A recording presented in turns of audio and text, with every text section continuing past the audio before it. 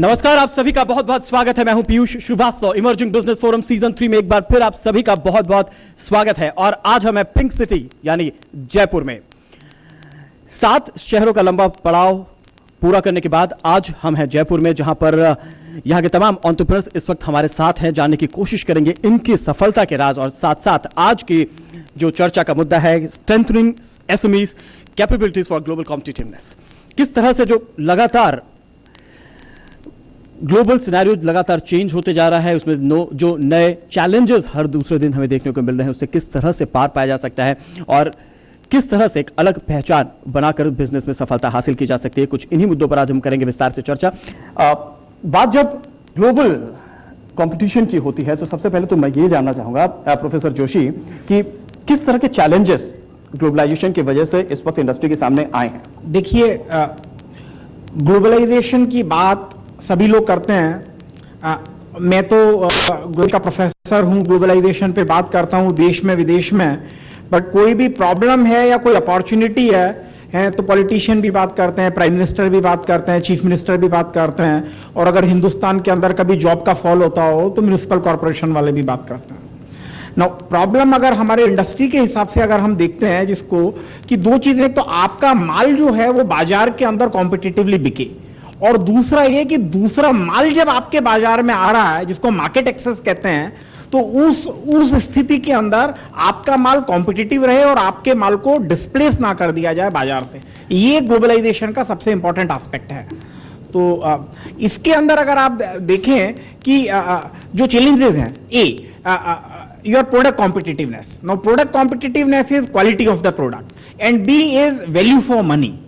और तीसरी चीज जो ग्लोबलाइजेशन से है, competing your products against the emerging brands and their better quality. तो उसके अंदर अब बहुत सारी चीजें आ जाती हैं कि आप जो है वो मतलब बहुत कॉम्पिटिटिवली प्रोड्यूस कर पाओ। एसएमईज की प्रॉब्लम बड़ी विशेष है कि प्रोडक्ट की क्वालिटी की भी प्रॉब्लम है, हमको लेबर की भी प्रॉब्लम है, हमको फाइनेंस की भी प्रॉब्लम है, हमको टेक्नोलॉजी की भी प्रॉब्लम है, और सबसे बड़ी जो प्रॉब्लम है वो मैन्युफैक्चरिंग स्किल के साथ साथ मार्केटिंग की भी प्रॉब्लम है। मार्केटिंग के स्किल की प्रॉब्लम है, बाजार की नॉलेजेस की प्रॉब्लम है, बाजार के अंदर जो दूसरे आपके कॉम्पिटिटर्स को नॉलेज है उसकी नॉलेज आपको नहीं है, तो वो प्रॉब्लम है। तो मेरे ख्याल से इन सभी चीजों का एक होलिस्टिक समाधान जो है वो आपको ग्लोबली कॉम्पिटिटिव बना पाएगा।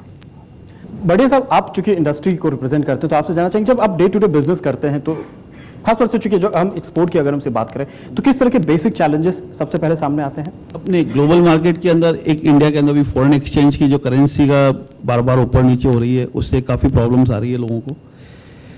एक जो अपने मार्केटिंग के अंदर जो एसएमई एक मार्केटिंग की एक लिमिटेशन रहती है मार्केटिंग के ऊपर खर्च करने की, लेकिन जब मार्केटिंग के लिए उसको अपन को प्रोविजन रखना पड़ेगा और एक मार्केटिंग के ऊपर फोकस लगाना पड़ेगा, और मार्केटिंग एक्सपेंसेस से बिजनेस को काफी बढ़ावा मिलेगा। एक अपन को जो क्वालिटी कंट्रोल है, इंटरनेशनल मार्केट के अंदर क्वालिटी कंट्रोल बहुत इंपॉर्टेंट होता है। जो अपन कमिटमेंट करें उससे बेटर क्वालिटी देवें। एक डिलीवरी ऑन टाइम, अपने इंडिया के अंदर जो डिलीवरी ऑन टाइम मेंटेन करते हैं और क्वालिटी को मेंटेन करते हैं तो ही बिजनेस बढ़ेगा। लेकिन एसएमई जो अभी जो बिजनेस कर रही है इस तरफ काफी आगे बढ़ी है। हमारी जेमिन ज्वेलरी इंडस्ट्री के अंदर पहले इंडिया पे कितना कॉन्फिडेंस नहीं आता था, आज की डेट में कोई दूसरी कंट्री ऑर्डर ले रही हो और एक इंडिया ऑर्डर ले रही हो तो पहले मैं कहूंगा कि पहले इंडिया कंपनी को ऑर्डर मिलता है। एक ये फक्र की बात है।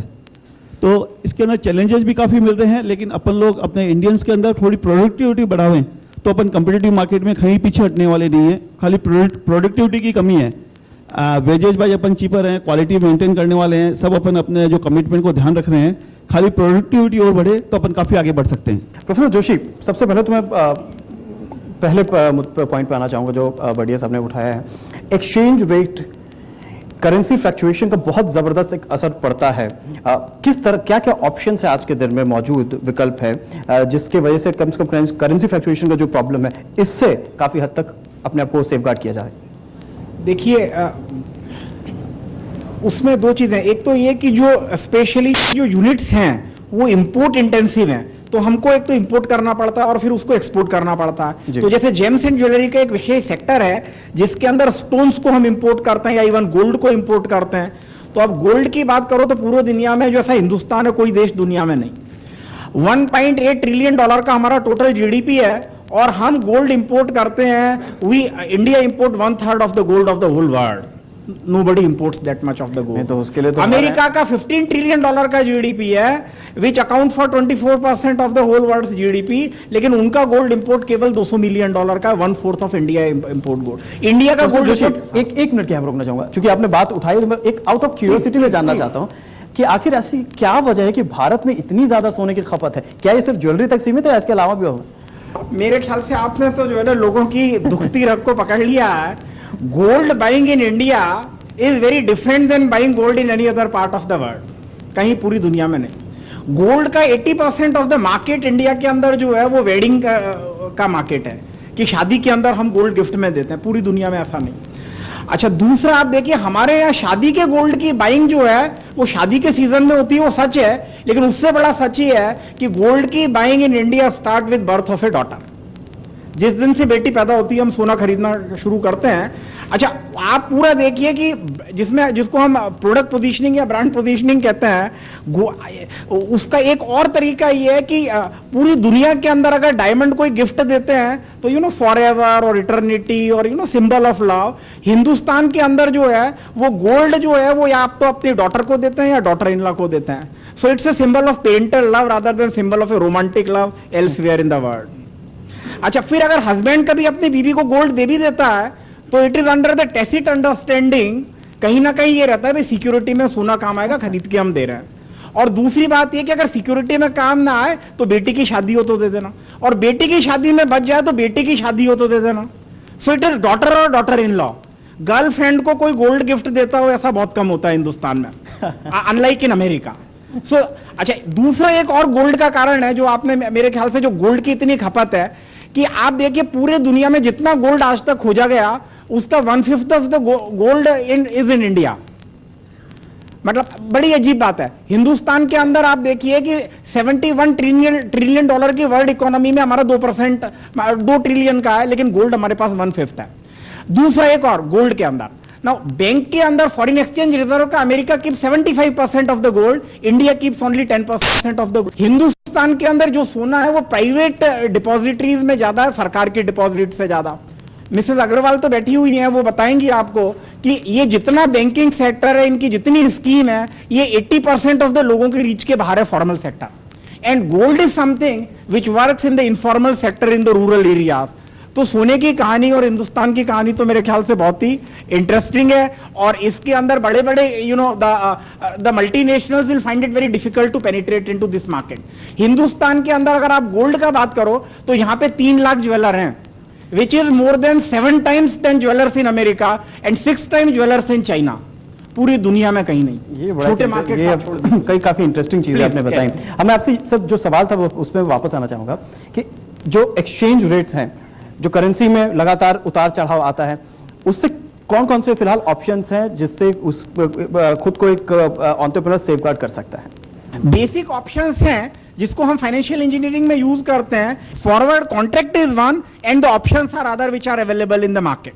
तो ये दो चीजें, एक है उसमें बैंक्स हेल्प यू, देन हमारे पास फैक्टरिंग की सर्विसेज भी आजकल बैंक्स देते हैं, प्राइवेट लोग एंटरप्रेन्योर्स भी देते हैं, और इस तरह के ऑप्शंस हम यूज करते हैं। फिर उसके अंदर दूसरी चीज ये कि स्टॉकिंग हम उस हिसाब से करते हैं। कभी कभी क्या होता है कि इंपोर्ट में आपने रफ इंपोर्ट कर लिए और वो इंपोर्ट स्टॉक में रह गए, बाजार के अंदर उसकी डिमांड मान लो कम ज्यादा हो गई किसी भी कंडीशन से, और इंटरनेशनल बाजार हमारे हिसाब से नहीं चलता है, उनके हिसाब से चलता है, इंटरनेशनल फैक्टर्स के हिसाब से चलता है, तो उससे हमको प्रॉब्लम होती है। तो उसके लिए मेरे ख्याल से सबसे इंपॉर्टेंट ये है कि you use the factoring services of the bank, you use some of the जिसको हम हेजिंग कहते हैं फॉरेन एक्सचेंज की, वो चीजें हैं। वो मेरे ख्याल से आप पूछेंगे तो she will be able to tell you about the exact products which are available. Now, when you say that foreign exchange rates fluctuate, now they can either go up or go down. Now, the trend during last 1 year is that mostly the rupee is depreciating, and when the rupee depreciates, the imports become expensive and exports become cheap. And whenever the exports are cheap, you are able to export more. So it will only improve the competitiveness of the industry. And if such exporters are importing also, there is a natural hedge available to them. So I don't believe that forex fluctuation while rupee is depreciating impacts the competitiveness of the industry for the export purposes. Sir, अगर मुझे अगर For the hedging, they need to go, if they are importing and they're not exporting, then they need to hedge. लेकिन इसके अपने कुछ side effect भी हैं sir, correct me if I am wrong. Tiruppur एक बड़ा एग्जांपल है जहां पे एक मेजर सेटबैक इस वजह से आया था। आपको क्या लगता है कि उससे क्या लर्निंग होनी चाहिए हमारी? पूरे हिंदुस्तान का अगर आप देख लें तो पिछले साल हमारा 300 बिलियन डॉलर का एक्सपोर्ट था और 450 बिलियन डॉलर का इंपोर्ट था। हिंदुस्तान का जो इंपोर्ट है वो मेरे ख्याल से 150 बिलियन डॉलर ज्यादा था। वो तो कितना ज्यादा है वो आप अपने आप अंदाज लगा लीजिए। इसलिए रुपये के डेप्रिशिएट होने से हिंदुस्तान पे फर्क नहीं पड़ता, ऐसा नहीं है, हम पे फर्क पड़ता है। जैसे आप देखिए कि क्रूड ऑयल है या पावर है, तो ये पेट्रोल है, इसकी प्राइसेस जो है वो हमारे कंट्रोल में नहीं है, बिकॉज वी इंपोर्टेड, तो इसका हमको फर्क पड़ता है। अच्छा, उसके अंदर दूसरा ये है कि लेकिन ये सच है कि रुपये के डेप्रिशिएट होने से हमारे प्रोडक्ट की कॉम्पिटिटिवनेस बाहर बढ़ती है और इवन हमारे लेबर की भी कॉम्पिटिटिवनेस बाहर बढ़ती है, क्योंकि हमको इन टर्म्स ऑफ रुपये ज्यादा पैसा हमको मिलता है। तो वो एक इंपॉर्टेंट चीज उसके अंदर है। तो वो उसमें दो चीजें, एक तो हमको बाजार को भी देखना होगा कि उसके अंदर हम आजकल और एक पॉसिबिलिटी है कि इवन कमोडिटीज की भी फॉरवर्ड ट्रेडिंग की फैसिलिटी है। So forward trading in case of commodities, so you hedge the commodities A and then B you hedge the currency also. तो ये डबल ऑप्शन हमारे पास अवेलेबल है।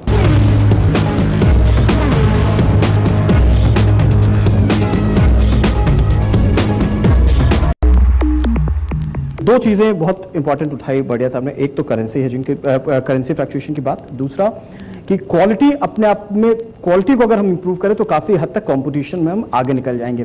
ग्लोबल कंपटीशन की हम बात करते हैं तो इंडिया में मेजर जितने भी सेक्टर्स हैं, चाहे वो टेक्सटाइल हो, आज तो हैंडीक्राफ्ट तक में आ चुके हैं कुछ हद तक, लेकिन मेजर अगर हम टेक्सटाइल और इन सब पर हम बात करें तो हमें चाइना से मैन्युफैक्चरिंग में खासतौर से काफी जबरदस्त कंपटीशन मिल रहा है। तो किस तरह से क्वालिटी को मेंटेन करते हुए भी इस कंपटीशन में अपने आप को आगे रखा जा सकता है? देखिए, चाइना का जो कंपटीशन है उससे पूरी दुनिया का जो इकोनॉमिक तबका है वो बहुत ज़्यादा प्रभावित है और मेरे ख्याल से भयभीत भी है। अमेरिका में अगर किसी चीज़ का सबसे ज़्यादा डर है तो चाइना के प्रोडक्ट्स का।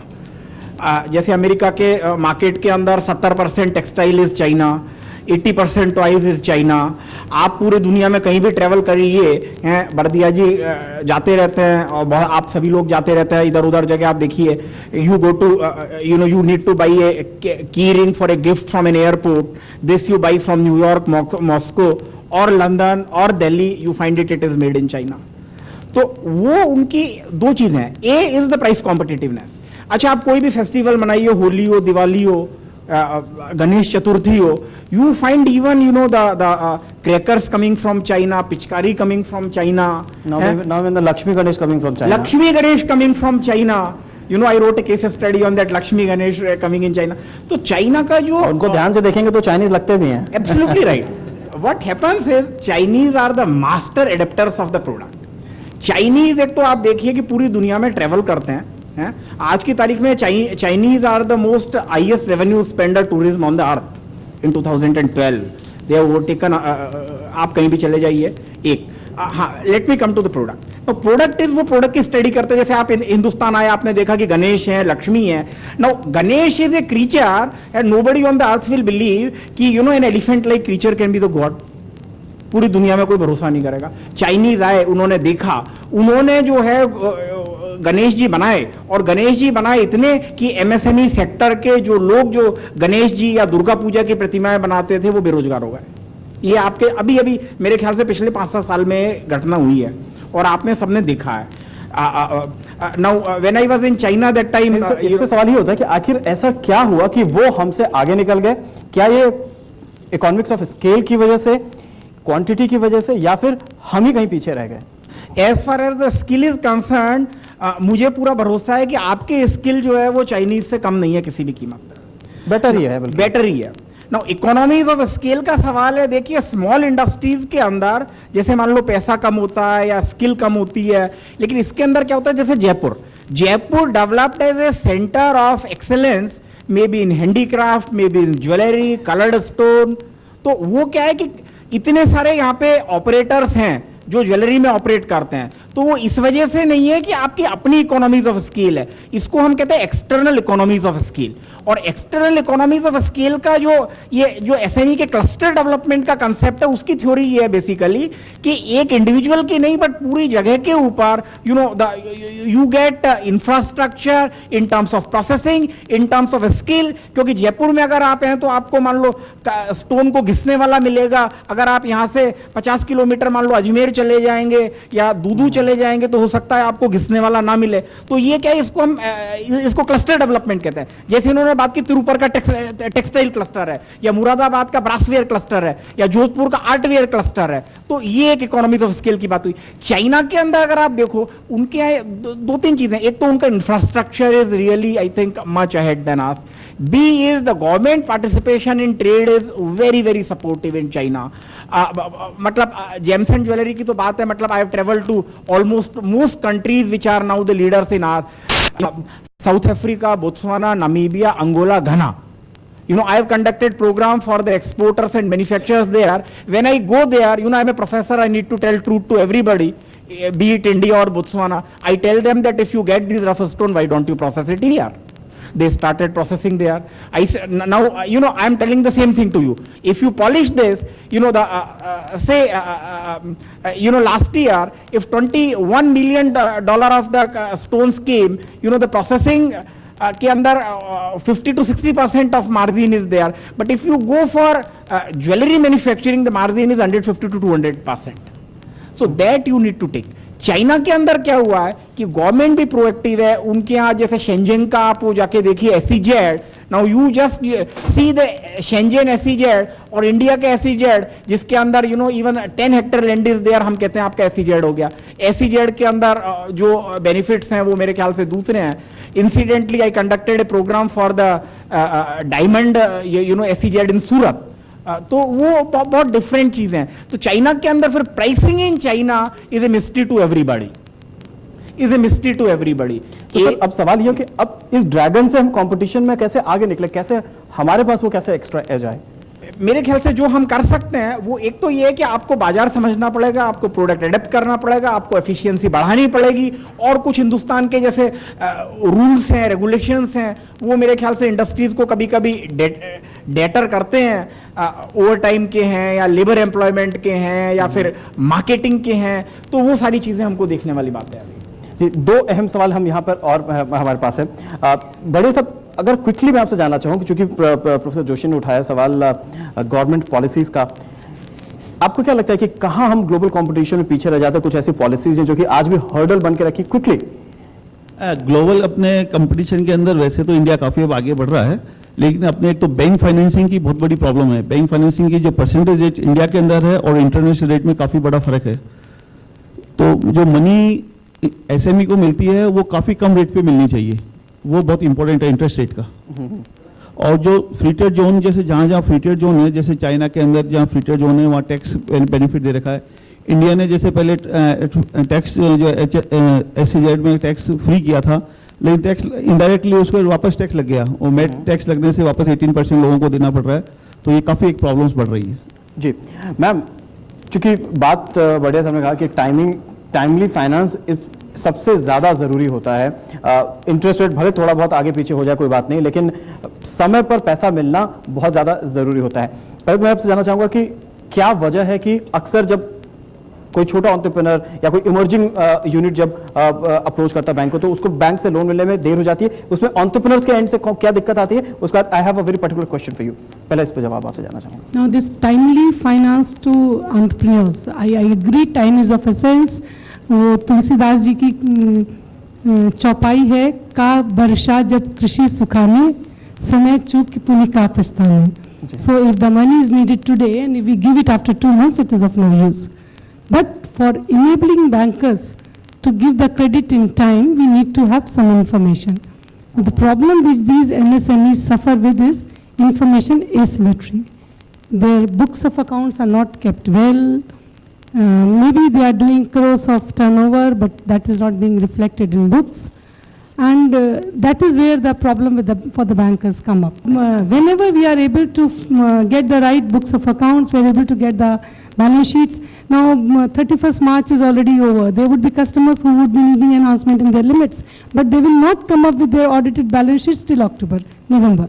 Now unless we have those audited accounts, we're not comfortable with the provisions, because we've seen that whatever provisions are given to us, though they certify that there will not be more than 5% variation, at times it is, I'm not saying it is universally true, but for some units it could be as high as variation, could be as high as 30 to 35%. So we would probably insist on audited financials if we want to give you enhancements. There we need help from the customers, that they need to keep proper books of account, and bank deals only with data and of course your credibility in the market. In fact Ludhiana में हमने event किया था और लुधियाना में हमारा सिर्फ topic ही वहां पे यही था कि बुक कीपिंग का कितना ज्यादा महत्व है और किस तरह से अगर आपकी बुक्स प्रॉपर्ली मेंटेन है तो इसका कितना ज्यादा आपको एडवांटेज मिल सकता है। सिर्फ यहाँ के जयपुर के अपने दर्शकों से नहीं बल्कि हमारे टीवी के व्यूअर्स से भी मैं गुजारिश करना चाहूंगा कि अगर आपकी बुक्स प्रॉपर्ली मेंटेन है तो यकीन मानिए कि आपका बिजनेस में शुरू में आपको थोड़ी बहुत मुश्किलें जरूर आ सकती है, लेकिन लॉन्ग टर्म जब आप गोल सेट करते हैं तो उसमें वही अल्टीमेटली आपकी मदद कर सकता है। अजय ठाकुर साहब, आपके सामने जितनी कंपनियां लिस्ट होने के लिए आती होंगी उनकी बैलेंस शीट लगातार आती होगी, आपको क्या समझ में आया मेजर प्रॉब्लम यहां पर? जो मेजर प्रॉब्लम है, मैडम ने कहा है अभी कि बुक्स ऑफ अकाउंट्स, क्योंकि मुझे याद है, मैं इसलिए आपसे ये सवाल करना चाहता हूं, आपने मुझे आगरा के एक यूनिट का एग्जांपल दिया था कि उनका टर्नओवर तो 200 करोड़ था, प्रॉफिट 20 लाख भी रुपए नहीं था। हाँ। तो आखिर ऐसा इसमें सबसे बड़ा प्रॉब्लम है, इनफैक्ट हमने एक साल पहले ही एसएमई प्लेटफॉर्म लॉन्च किया और हमें अच्छा सक्सेस भी मिला है कि 20 कंपनियां लिस्ट हो गई है, लेकिन जो बहुत सारी कंपनियों में ये जो प्रॉब्लम है वो ये प्रॉब्लम है कि उनके बुक्स ऑफ अकाउंट्स जो है इनकम टैक्स पर्पज से बनते हैं, ना कि लॉन्ग टर्म विजिबिलिटी के पर्पज से बनते हैं। इनफॉर्मली वो कहते हैं कि हमारे बुक्स ऑफ अकाउंट्स बहुत अच्छे हैं, लेकिन कोई भी चीज़ जो है आपको कोई भी व्यक्ति या कोई भी बैंक जो भी पैसा देता है वो आपके बुक्स ऑफ अकाउंट्स पे देता है। आपकी बैलेंस शीट कितनी स्ट्रांग है, आपके प्रॉफिट एंड लॉस अकाउंट कितने स्ट्रांग है। आप स्टॉक मार्केट की बात लीजिए, अगर आप 3 करोड़ की प्रॉफिटेबिलिटी दिखाते हैं तो स्टॉक मार्केट आपको वैल्यूएशन 30 से 40 करोड़ का देता है। तो अगर आपने 25% अगर ऑफलोड किया तो आपको 7.5 से 10 करोड़ रुपया मिलता है। बहुत सारी कंपनी तो ऐसी होती है कि आगे चल के उनका टर्नओवर 100 करोड़ का होता है, लेकिन उसको मार्केट जो है वैल्यूएशन 300 करोड़ 400 करोड़ तक का भी दे देती है। तो ये सारा डिपेंड करता है जिस कंपनी की नेट प्रॉफिट जितनी अच्छी रहेगी। कई बार ऐसा देखा जाता है कि ग्रॉस प्रॉफिट जो होती है वो 30% होती है, लेकिन नेट प्रॉफिट सिर्फ 5% या 2% या 3% रहती है। तो वो सबसे स्ट्रॉन्ग जो आज के दिन में विजिबिलिटी जो हम बात कर रहे हैं ग्लोबल कॉम्पिटिटिवनेस का, उसका एक पार्ट ये भी है कि हम अपनी बैलेंस शीट और पीएल अकाउंट को सबसे ज्यादा स्ट्रांग बनाएं, क्योंकि अल्टीमेटली आपको तभी जाकर के फाइनेंस मिलेगा और तभी जाके स्केलेबिलिटी मिलेगी। आप दूसरे को हर हमेशा दोषी ठहरेंगे कि आप बैंक हमको लोन नहीं देती है, कोई दूसरा हमको पैसा नहीं देता है। उससे अच्छा अगर एक काम सिर्फ एसएमई कंपनीज करने लग जाए कि वो balance sheet PL account strong कर दे। मैं बढ़िया साहब से जानना चाहूंगा, out of curiosity sir, again देखिए जयपुर ना एकमात्र मुझे ऐसा शहर अब तक मिला, खासतौर से आपको जेम्स एंड ज्वेलरी सेक्टर मुझे ऐसा दिखा। पूरे देश में हम जहां कहीं जाते हैं हर जगह होता है कि अब पैसा बैंक कितना लिमिट बढ़ा दे, बैंक कितना पैसा दे दे। मेरे ख्याल से आपका एकमात्र ऐसा सेक्टर जिसको कि बैंक से पैसे की जरूरत नहीं, ऐसा मुझे कुछ बैंकर से बात करने के पता चला। आखिर ऐसा क्यों है? नहीं ऐसा नहीं है। और आप जो मैम ने बात की कि वास्तव में आपके यहाँ जो बुक्स में थे कि किसी पर्टिकुलर यूज की बात नहीं, इन जनरल वो जो आपका टर्नओवर वो आपके बुक पे क्या रिफ्लेक्ट करता है? नहीं, जेम एंड ज्वेलरी सेक्टर काफ़ी चेंज हुआ है। पहले जो मैम बोल रही है वो एकदम सही बात है, लेकिन अब इंडस्ट्री काफ़ी चेंज हुई है और कॉर्पोरेट सेक्टर पे भी काफ़ी gem and jewellery industry corporate sector पे काम कर रही है और टैक्स डिक्लेरेशन भी दे रही है और बैंक लोन की भी जरूरत है। बैंक के सपोर्ट के बिना इंडस्ट्री ग्रो नहीं कर सकती और इस इंडस्ट्री के अंदर बैंक का बहुत बड़ा सपोर्ट मिलता है। क्या जो आपका एक्चुअल बिजनेस है वो आपके बुक्स पे रिफ्लेक्ट करता है? कुछ हद तक। Thank you very much ma'am. Financial discipline business के लिए कितना ज्यादा इंपॉर्टेंट है और किस तरह से फाइनेंशियल डिसिप्लिन को मेंटेन करके रखना चाहिए जिससे कि इस कंपटीशन के दौर में हमको एक एक्स्ट्रा एज मिल पाए? See, in financial discipline, bank looks only for 3 things. 1, please submit your stock statement in time. Please maintain your books of accounts in time. And third, route your sale proceeds through the account. After that, bank will not ask for anything else. And if you adhere to these 3 things, bank is there to help you always. Thank you very much. That is very important और ये essence है पूरे के पूरे business का।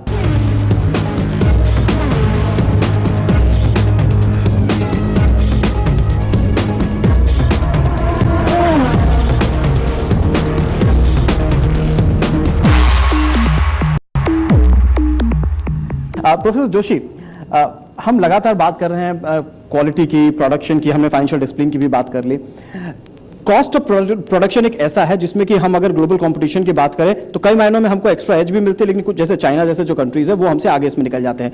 Cost of production को control करते हुए क्वालिटी को कैसे मेंटेन रखा जा सकता है, इस पर कुछ टिप्स आपसे जानेंगे। सबसे इंपॉर्टेंट तो ये कि आप एक तो बाजार के अंदर ये जाने कि बाजार की स्टडी अत्यधिक आवश्यक है। आपको पता होना चाहिए कि बाजार में किस तरह की चीज बिक रही है, फिर आपको अपना प्रोडक्ट जो है बाजार के हिसाब से कस्टमाइज करना है। और तीसरी चीज आप ये भी जाने कि बाजार के अंदर किस क्वालिटी की चीज मिल रही है। तो उसमें क्वालिटी के अंदर दो चीजें हैं, एक तो ये कि आपके बायर को क्या चाहिए, मतलब ओवरसीज बायर को क्या चाहिए, या फिर डोमेस्टिकली भी अगर आप देखो तो डोमेस्टिकली दूसरे आपके कॉम्पिटिटर क्या ऑफर कर रहे हैं, and then you need to offer that same thing. तो उसमें दो तीन चीजें, एक तो ये कि भाई आपने सरकारी मिनिमम स्टैंडर्ड आपने फुलफिल कर दिए, depending upon the kind of the product you are in. जैसे मान लो ज्वेलरी के अंदर कभी आपको आईएसआई सर्टिफिकेट की जरूरत है, या कोई मान लो फूड प्रोडक्ट में कोई पीएफए की जरूरत है, या कोई एगमार्क की जरूरत है, इस तरह का आपने पूरा कर दिया। अच्छा, दूसरा ये कि आपने इंटरनेशनल स्टैंडर्ड्स को उसको फॉलो किया, तो ये। लेकिन हमारे लिए ज्यादा इंपॉर्टेंट कस्टमर को क्या चाहिए, और customer we need to go one step ahead. Incidentally and fortunately जो इंडिया को एडवांटेज है वो है कि Chinese products in India are perceived to be of poor quality.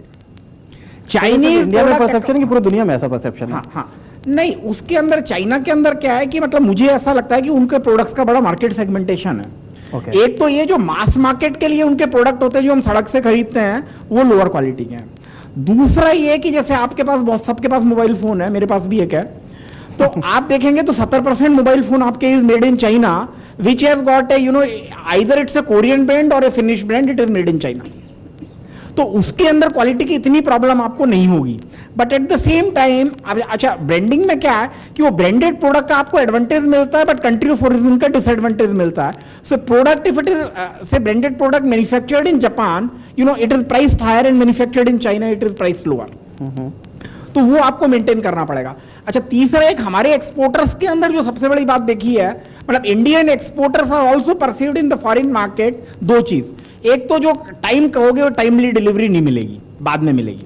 Number 2, quality India will try to compromise as much as possible. तो अगर 100 में से एक चीज गड़बड़ हम सोचेंगे चली जाए तो अच्छा है, बट वो एक शॉर्टकट जो है वो आपका बड़ा बिजनेस बिगाड़ देती है।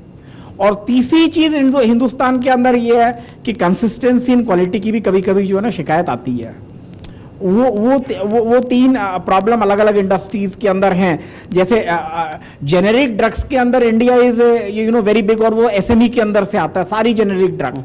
India is the biggest supplier of generic drugs across the world. लेकिन क्वालिटी के अंदर इंडियन मेडिसिन की प्राइस पूरी दुनिया के अंदर दूसरी प्राइसेस से थोड़ी सी कम होती है, क्योंकि बाजार उसका जजमेंट करता है। अच्छा, वैसे ही हमारे साथ जो अपॉर्चुनिटी है वो ये है कि इंसिडेंटली चाइनीज प्रोडक्ट की जो मास मार्केटिंग का प्रोडक्ट है, वो चाहे हैंडीक्राफ्ट हो या गारमेंट हो, उसकी quality is being perceived to be lower in quality. But फिर इसके अंदर क्या होता है कि जैसे हम जो गारमेंट सप्लाई करते हैं, जैसे जयपुर से भी बहुत सारे गारमेंट एक्सपोर्ट होते हैं, जैसे लेडीज वियर स्पेशली जो है स्कर्ट्स हैं या टॉप्स हैं, तो ये जो बाजार में जाते हैं तो नॉर्मली क्या होता है, इसको हम कॉन्ट्रैक्ट सप्लाइंग कहते हैं या कॉन्ट्रैक्ट मैन्युफैक्चरिंग कहते हैं। तो we supply to big departmental stores like Harrods and Walmart and सारे स्टोर्स को हम सप्लाई करते हैं, काफू एंड ऑल दैट। तो उसके अंदर क्या होता है कि जब हम ये सप्लाई करते हैं तो quality control is being done by the importer, क्योंकि वो अपने ब्रांड लगाता है, आपकी ब्रांड उसमें नहीं होती है, तो वहां तो क्वालिटी जो मेंटेन हो जाती है।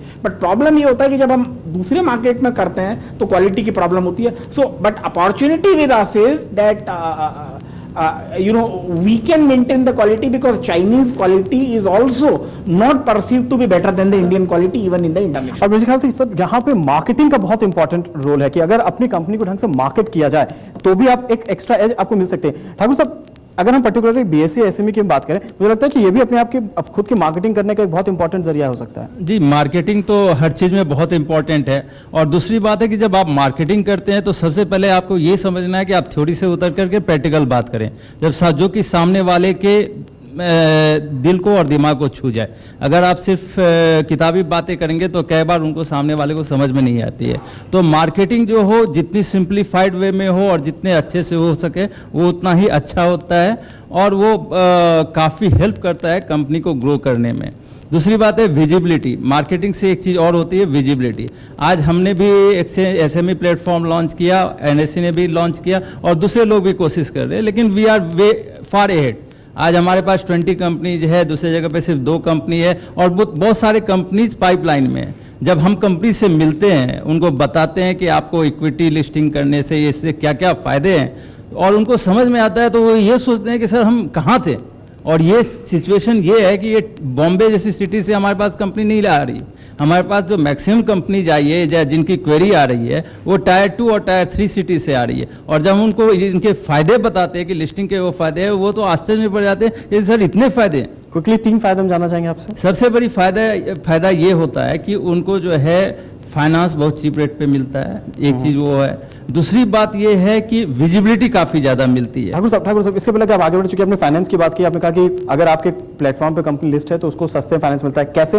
मैम साहब से जानना चाहूंगा कि क्या जो कंपनियां लिस्टेड कंपनियां होती उनको किस तरह से ज्यादा सस्ते रेट पे फाइनेंस मिलता है?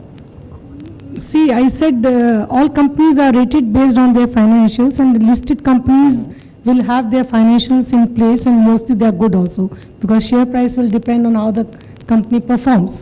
So, and if they want their share market to be better, they would probably be routing all sale proceeds, showing all the sales in the account, and will be reflecting the true profits. And obviously the credit rating will be good, resulting in better interest rates, because risk perception is lower in such companies.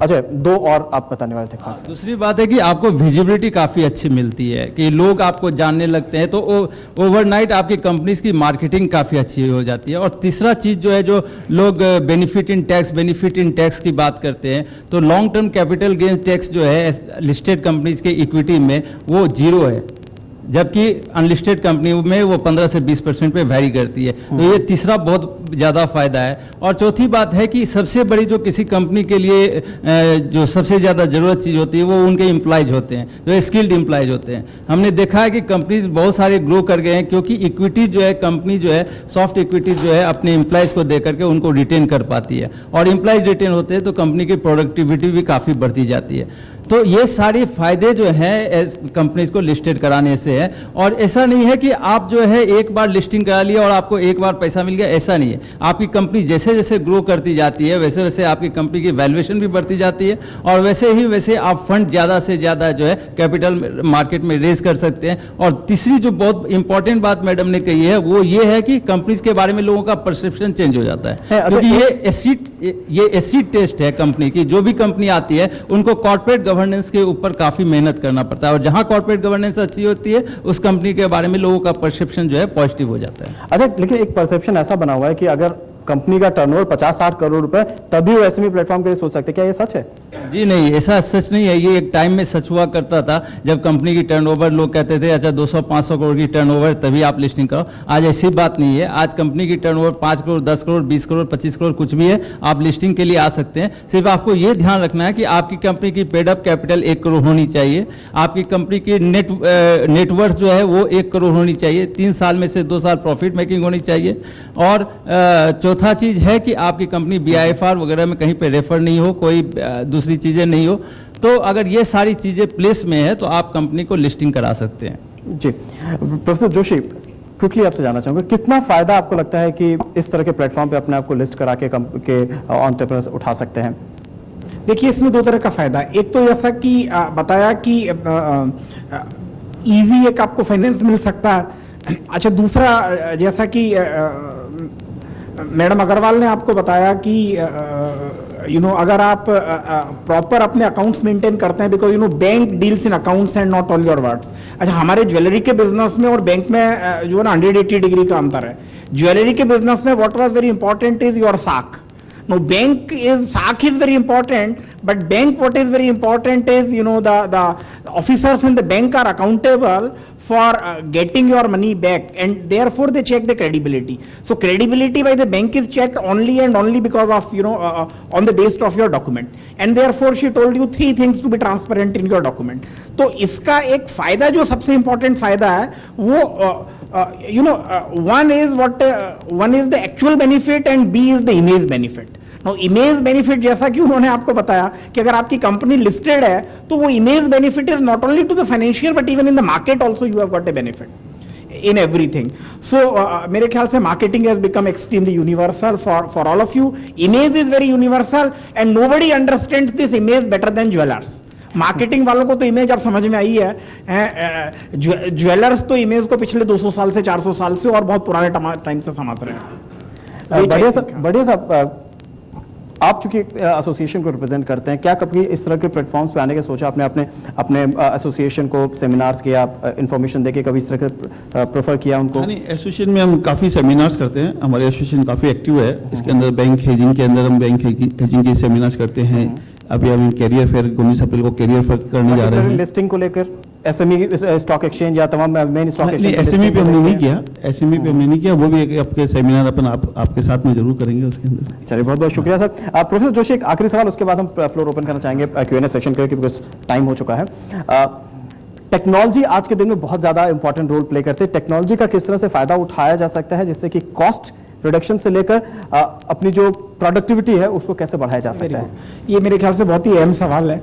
आप देखिए, SME की जो सबसे बड़ी problem है apart from the financial problem, एक quality की problem, दूसरा कंसिस्टेंसी इन क्वालिटी की प्रॉब्लम, और तीसरी प्रॉब्लम लेबर स्किल. तो ये सारी प्रॉब्लम मिलके जो ना अल्टीमेटली आपके प्रोडक्ट में प्रॉब्लम क्वालिटी की भी आती है और एफिशिएंसी की भी आती है. तो उसका मतलब ये है कि हमारी जो है वो your efficiency should be globally competitive and better than your competitors. और कॉम्पिटिशन के अंदर सबसे पहले मतलब ब्रॉडली आप चाइना को सामने रख के देखिए. So why China is very competitive is because of the technology. But हमारे पास जो एज वो है वो ये है, skill of the people in India. दूसरी जो हमारी एज है चीप लेबर. नाउ चाइना के अंदर अब धीरे धीरे कॉस्ट बढ़ रही है, और जब अगर कॉस्ट चाइना के अंदर बढ़ जाएगी तो वो उतने कॉम्पिटिटिव नहीं रहेंगे. इंडिया में कॉस्ट बढ़ने में अभी टाइम लगेगा. इसलिए जो सबसे इंपॉर्टेंट है टेक्नोलॉजी, एसिमिलेशन ऑफ टेक्नोलॉजी और उसका proper use in the whole process is I think very important for SMEs, both in maintaining quality and B is in making consistency in your quality for a long period of time. अब इसी के साथ हम floor को open करना चाहेंगे Q&A section के लिए. आपके कोई राय, आपके कोई सुझाव हो या फिर कोई सवाल हो हमारे तमाम पैनलिस्ट से, तो आप प्लीज अपना हाथ उठाकर सवाल पूछ सकते हैं. सर, मुझे एक क्वेश्चन रेज करना था. एज ए लेमन में जानना चाह रहा था कि एक्सपोर्ट जब भी करते हैं हम किसी भी चीज़ का, तो बट ऑब्वियसली कॉस्ट बढ़ जाती है क्योंकि एक्सपोर्ट ड्यूटी और समथिंग जो भी टैक्सेस लगते हैं वो लग जाते हैं. चाइना यहाँ अपना माल प्रोडक्ट कर रहा है, सेगमेंट हमारे टारगेट कर रहा है, फिर भी उसकी प्राइस हमसे लो क्यों है, जबकि हम सेम प्रोडक्शन यहीं पे बनवा रहे हैं? मैं मिस्टर जोशी से जानना चाह रहा था. ये दो चीजें हैं. एक तो एक्सपोर्ट करने से प्राइस नहीं बढ़ती है, क्योंकि एक्सपोर्ट के ऊपर normally export is free from all taxes and duties broadly, not only in India but most countries. We export goods and we don't export duties and taxes. Export के ऊपर कोई ड्यूटी नहीं है, ड्यूटी हमारी import पे होती है, और इंपोर्ट की ड्यूटी भी in case you export it, this duty is reimbursed by one way और other. Now when it comes to the China के गुड्स की प्राइस हमसे कम क्यों है, ये मेरे ख्याल से एक बहुत बड़ी मिस्ट्री है. बट उसके अंदर 3-4 चीजें जो है वो बहुत ही इंपॉर्टेंट है. ए, लार्ज स्केल प्रोडक्शन. उनकी आप कहीं भी देखिए उनकी बहुत ही लार्ज स्केल प्रोडक्शन लाइंस हैं. और दूसरा, the cost of the inputs in China is much lower than the cost of the inputs.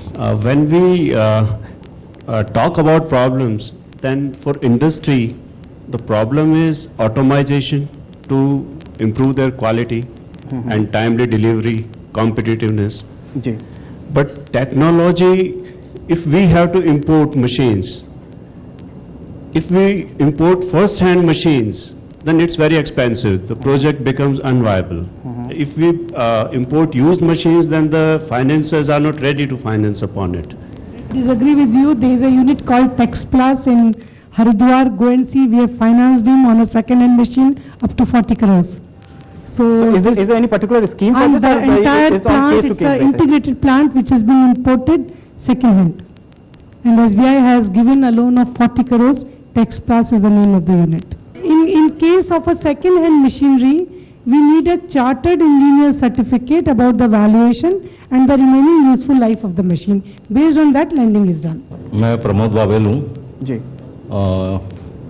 मैं ये जानना चाहता हूँ कि जो इंडस्ट्री यहाँ चलती है और जो चाइना से हम कंपैरिजन कर रहे हैं, तो उसमें क्या है, सबसे बड़ा सपोर्ट गवर्नमेंट का है और इंडिया में गवर्नमेंट सपोर्ट नहीं करती है। अगर कोई 100 करोड़ का प्लांट लगा रहा है तो उसके पीछे पहले लोग लग जाते हैं और टैक्स, सबसे बड़ी प्रॉब्लम है टैक्सेस की। अगर आदमी कोई भी प्रोडक्ट को शुरू करता है, उसको 14% एक्साइज देनी है, 14% उसको वेट देना है और उसके अलावा भी कई टैक्सेस लगते हैं इसके अंदर। प्रॉपर बैलेंस शीट ओपन की जाए तो टैक्सेस इतनी ज्यादा हो जाएंगे कि फिर खाएंगे क्या, कमाएंगे क्या? इस विषय के ऊपर टैक्स की कितनी सेविंग की जाए, कितना दिखाया जाए, कितना नहीं दिखाया जाए, कंट्रोवर्शियल इशू हो सकता है सरकार के लिए, बट मुझे लगता है कि सरकार से ज्यादा समझ इंडस्ट्री में है इस इशू की अबाउट टैक्सेशन। सरकार को एक ये समझ है कि भाई कितना हमारे पास पैसा आ जाए, so government objective is one. दूसरी तरफ जो इंडस्ट्री का ऑब्जेक्टिव है वो दूसरा है, और इंडस्ट्री का बहुत सिंपल ऑब्जेक्टिव है, टोटली ट्रांसपेरेंट ऑब्जेक्टिव, कि कितना ज्यादा मुनाफा हमको हो जाए। ओके। कोई दूसरा ऑब्जेक्टिव नहीं। नाउ बैंकर का ऑब्जेक्टिव बिल्कुल सिंपल है कि कितनी आपकी ट्रांसपेरेंसी आपके अकाउंट में, और जो आपके अकाउंट में ट्रांसपेरेंसी है उसके हिसाब से they will extend you the finances. So everybody is very transparent. No, मेरा कुछ कहना कि आप ये करो या ये ना करो बिल्कुल गलत होगा। यू आर द बेस्ट जज, जो आपको लंबा बेनिफिट देता हो, short term and long term, आप दोनों का कैलकुलेट करिए। जैसे ज्वेलर तो आराम से कर लेते हैं, आप भी कर लीजिए, and you do what ever is best for you. क्योंकि मैं कहूं कि आप दिखाओ तो आप नहीं दिखाओगे। और सबसे बड़ी बात यह है, पता नहीं, मैं तो भारत सरकार में रोज ही इंटरेक्ट करता हूं इन लोगों से, मुझे तो लगता है सरकार को समझ कम है थोड़ी। आप सभी का बहुत बहुत शुक्रिया, हमारे तमाम पैनलिस्ट का बहुत बहुत शुक्रिया। एक बार फिर आप सभी से एक नए शहर में एक नए टॉपिक के साथ फिर से होगी मुलाकात। अगर आप हमें फॉलो करना चाहते हैं तो आप फेसबुक पर हमें फॉलो कर सकते हैं, www.facebook.com/emergingbusinessforum पर आप हमें फॉलो कर सकते हैं। साथ साथ zbiz.com/emergingbusinessforum पर भी आप हमें फाइंड कर सकते हैं।